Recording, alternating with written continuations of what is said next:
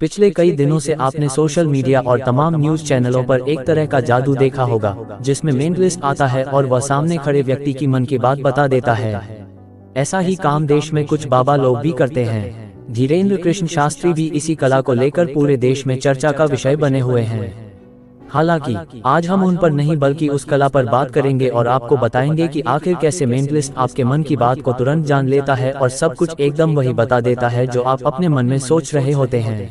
Mind reading उसे कहते हैं जब आप बिना किसी फिजिकल इक्विपमेंट की मदद लिए सामने वाले व्यक्ति के मन में क्या चल रहा है वह बता देते हैं। ये सब कुछ साइकोलॉजिकल खेल होता है। इसके साथ ही कुछ ऐसे ट्रिक्स होते हैं जिन्हें मेंटलिस्ट इस्तेमाल करते हैं।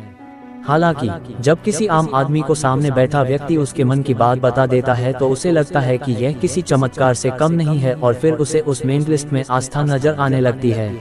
कैसे पता चलता है कि आपके मन में क्या चल रहा है? सामने वाले के मन के अंदर चल रही बात को पता लगाने वाले ज्यादातर लोग साइकोलॉजी में विद्वान होते हैं।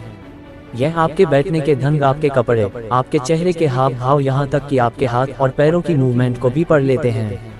इसी के आधार पर उन्हें पता चल जाता है कि आप अपने मन के भीतर क्या सोच रहे हैं।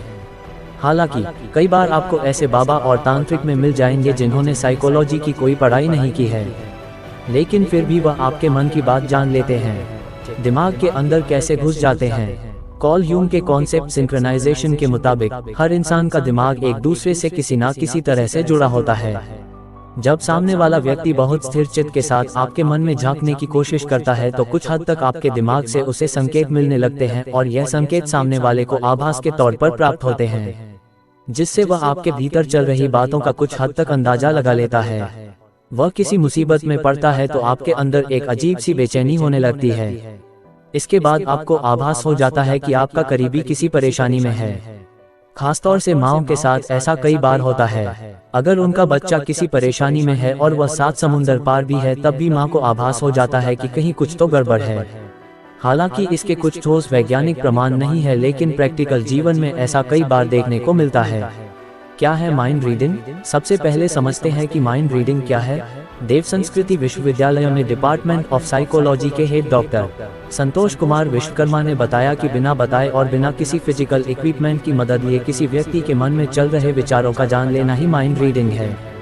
इसमें माइंड रीडर सामने बैठे व्यक्ति के दिमाग में चल रहे हर सवाल को पढ़ लेता है और बिना पूछे ही जवाब दे देता है।